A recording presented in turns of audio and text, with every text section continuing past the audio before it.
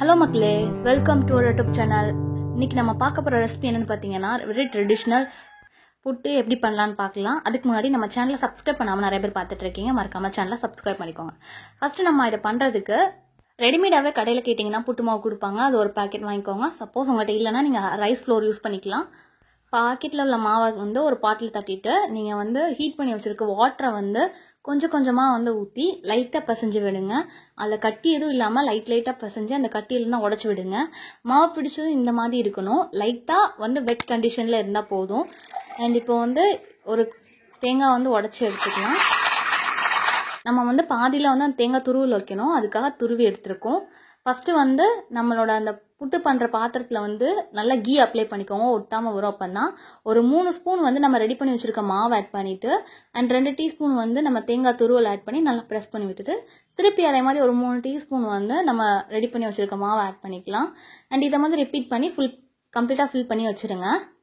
இது இந்த கிரன்ச்சினஸ் கொடுக்கும். தேங்காய் இடையில இருக்கிறதுனால நீங்கள் சாப்பிடும் போது செம்ம டேஸ்ட்டாக இருக்கும். இது நல்லா மேலே வரைக்கும் ஃபில் பண்ணி லைட்டாக ப்ரெஸ் பண்ணிக்கோங்க. ரொம்ப ப்ரெஸ் பண்ணாதீங்க. லைட்டாக ப்ரெஸ் பண்ணி க்ளோஸ் பண்ணி வச்சிடலாம். அண்ட் இந்த பாட்டு கீழே நம்ம வாட்டர் ஊற்றி இதை நம்ம மாட்டி வச்சிடலாம். இப்போ ஸ்டவ் ஆன் பண்ணிக்கலாம். நம்ம ரெடி பண்ணி வச்சிருக்க கொலா புட்டை எடுத்து இதில் வச்சிடலாம். இது ரெடியாக மினிமம் 10 to 15 minutes தான் ஆகும். இங்கே பாருங்கள், மேலோடி நல்லா அது ஹீட் ஆயிடுச்சுன்னா மேலே எவாப்ரேட் ஆகுறது உங்களுக்கு தெரியும். கேஸ் மாதிரி வெளில வந்தோடனே நம்ம ஸ்டவ்வை மினிமைஸ் பண்ணிவிட்டு அதை மேலே இருக்கிறத மட்டும் கழட்டி எடுத்துடலாம். ஹீட்டாக இருக்கும், பார்த்து கழட்டுங்க. கழட்டிட்டு மேலே இருக்க மூடியை மட்டும் நம்ம ஓப்பன் பண்ணி பாருங்கள். ஸோ நல்லா வெந்து வந்திருக்கும், உங்களுக்கு கிளியராக தெரியும். இப்போ பின்னாடி ஒரு ஸ்பூன் மாதிரி ஏதாவது வச்சு பின்னாடி நல்லா அமுக்கி எடுத்து விட்டுருங்க. லைட்டாக ப்ரெஸ் பண்ணி விடுங்க, உடையாமல் வந்துடும்.